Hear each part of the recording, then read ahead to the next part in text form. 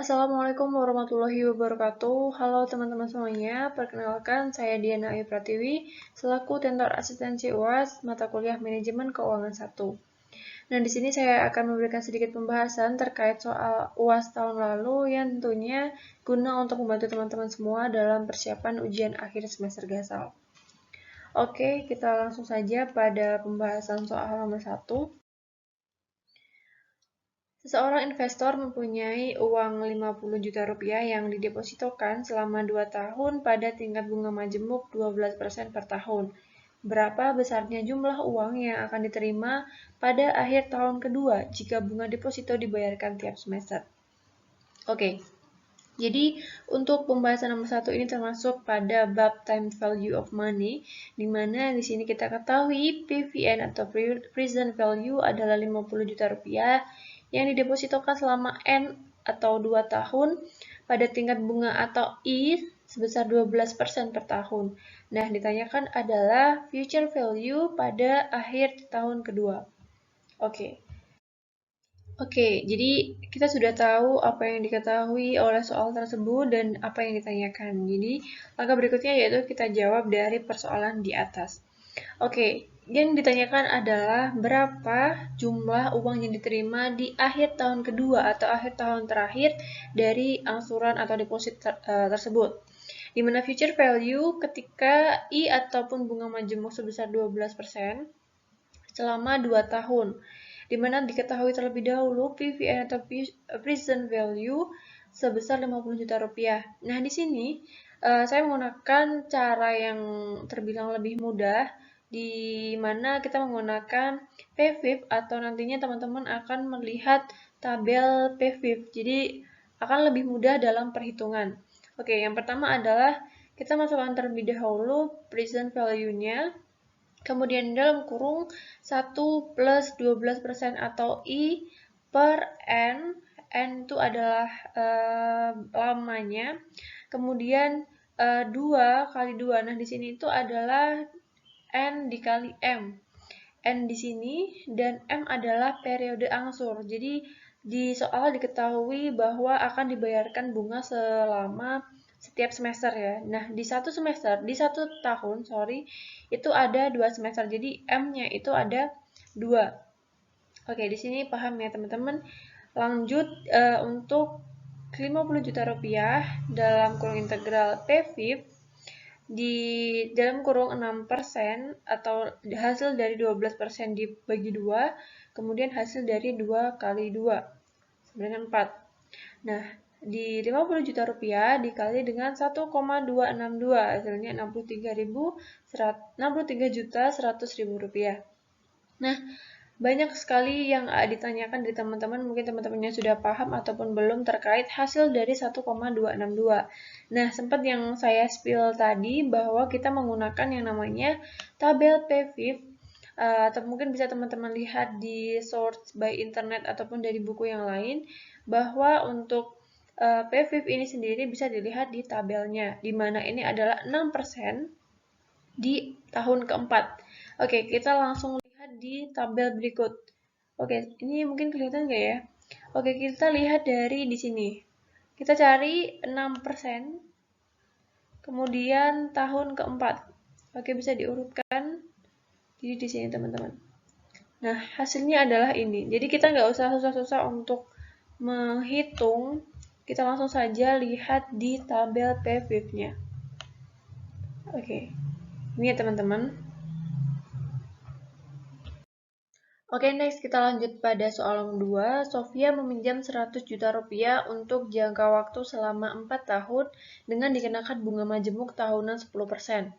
Buatlah tabel amortisasi utang Sofia dengan menyalin dan melengkapi tabel di bawah ini. Nah, jadi teman-teman kita disuruh untuk melengkapi tabel amortisasi atau tabel angsuran dari hutang Sofia. Tapi sebelum itu kita harus ketahui dulu berapa besar angsuran yang nantinya akan dibayarkan Sofia dalam kurun 4 tahun. Nah, sebelum itu kita cari dulu apa yang diketahui dari soal nomor 2 ini. Yang pertama ada present value yaitu 100 juta rupiah, kemudian N atau jangka waktu selama 4 tahun, dan digunakan bunga majemuk atau I sebesar 10%. Nah, Selanjutnya kita cari yang namanya angsuran atau R dari hutang Sofia. Oke, PV0 sama dengan R, buka kurung tegak P Viva, buka kurung I%, koma N, tutup kurung tegak. Nah, PP0 tadi sudah diketahui sebesar 100 juta rupiah, sama dengan R yang kita cari, kemudian buka kurung tegak P Viva dalam kurung 10%, yaitu I, 4, yaitu 4 tahun, tutup kurung tegak. Nah, teman-teman mungkin ini hampir sama penghitungannya seperti nomor 1. Kalau nomor 1 kita menggunakan tabel PVIV, nah, di nomor 2 kita menggunakan tabel PViva. Jadi, kedua hal ini sangat beda ya teman-teman. Ada tabel PViv dan PViva. Jadi, ketika teman-teman nanti akan mencari tabel, perlu diperhatikan yang mana tabel PViv dan yang mana tabel PViva. Oke, next. 100 juta rupiah sama dengan PViva dari 10% di periode keempat, yaitu 3,170, walaupun sebelumnya adalah 3,1699, tapi kita bulatkan menjadi lebih jelas, yaitu 3,170. R atau angsuran ketemu 31.545.741,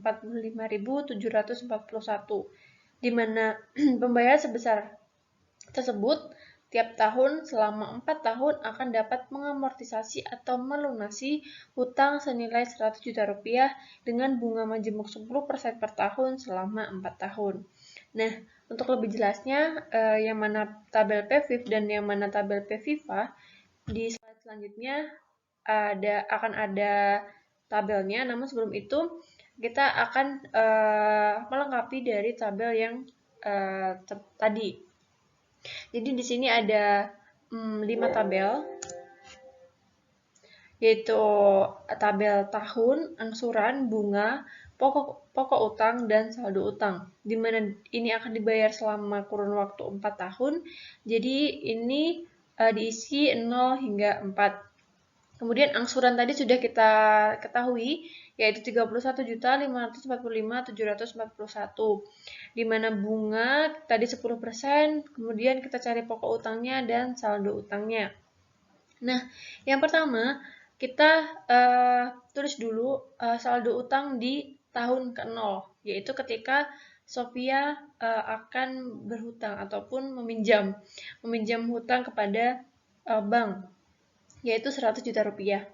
Dengan angsuran 31.545.741 itu akan sama sampai tahun terakhir. Nah, kemudian gimana sih cara hitung bunganya? Jadi keempat ini akan saling bersinambungan ya teman-teman. Jadi mungkin bisa diperhatikan terlebih dahulu. Jadi untuk 10% karena tadi bunganya 10% dan di saldo ataupun di present value-nya adalah 1 juta rupiah, maka ini dikali dengan 10%. Hasilnya yaitu 10.000. Kemudian 31.545.741 dikurangi dengan 10 juta rupiah, hasilnya yaitu di pokok utang. Jadi untuk bunga dan pokok hutang adalah hasil sama dengan dari angsuran. Ketika 10 juta ditambah dengan 21.545.741, hasilnya akan sama. Seperti itu teman-teman. Nah, kemudian saldo hutangnya gimana? Karena tadi 100 juta rupiah dan kemudian angsuran pertama telah diangsur, jadi 100 juta rupiah ini dikurangi dengan 21.545.741. Hasilnya yaitu 78.454.259. Nah, yang kedua, karena tadi kita sudah menghitung bunganya tidak akan lagi kembali ke 100 juta rupiah, teman-teman. Jadi, karena kita sudah mengangsur selama 1 kali, yang kita hitung adalah bunga dari saldo di angsuran pertama, yaitu 10% dari 78.454.259, yaitu 7.845.462. Sama dengan yang di atas, kita kurangi dengan angsuran kedua, kemudian hasilnya adalah pokok hutang. Dan bunga plus pokok hutang adalah angsuran. Kemudian 78.454.259 dikurangi dengan pokok hutang kedua, itu hasilnya 54, 753, 944, dan begitu pun seterusnya. Itu teman-teman. Oke. Nah, di sini ada tabel PVIVA. Jadi teman-teman ketika nanti teman-teman mencari tabel di situs internet maupun di buku, perlu diperhatikan yang namanya mana PVIV dan mana PVIVA. Karena akan sangat berbeda ya teman-teman. Kalau PVIVA itu ada annuity-nya. Oke, jadi tadi silahkan dicari sama dengan PVIV ya. 10% di periode ke berapa tadi ya? Keempat ya. Nah, di sini. Oke, seperti itu teman-teman. Oke, next kita lanjut ke nomor 3. Seorang CEO sebuah perusahaan sedang mengevaluasi sebuah proyek baru. Dia mengestimasi bahwa arus kas setelah pajak untuk proyek ini adalah sebesar 100 juta rupiah, 180 juta rupiah, 150 juta rupiah, 120 juta rupiah, dan 80 juta rupiah secara berturut-turut selama 5. Untuk menjalankan usulan proyek tersebut diperlukan pengeluaran awal adalah 400 juta rupiah. Diasumsikan discount rate yang relevan dengan proyek tersebut adalah 15%. Apakah sebaiknya usulan proyek tersebut diterima atau ditolak jika analisis dilakukan dengan menggunakan metode NPV? Oke, ringkasnya apa yang telah diketahui dari soal tersebut kita rangkum pada tabel di sini, di mana ada tahun pertama hingga tahun kelima dengan arus kas yang berbeda-beda, dan kita disuruh untuk mencari evaluasi proyek, apakah proyek ini akan dilanjutkan atau tidak, menggunakan metode NPV atau Net Present Value atau nilai sekarang bersih. Nah, sebelum itu teman-teman, kita akan menggunakan beberapa kode atau beberapa simbol ataupun yang lain di soal ini. Jadi teman-teman harus tahu terlebih dahulu apa itu CF, apa itu K, dan apa itu ICO. Oke teman-teman, jadi CF sendiri atau cash flow atau biasa yang disebut dengan aliran kas yaitu ya ini arus kas di per tahunnya.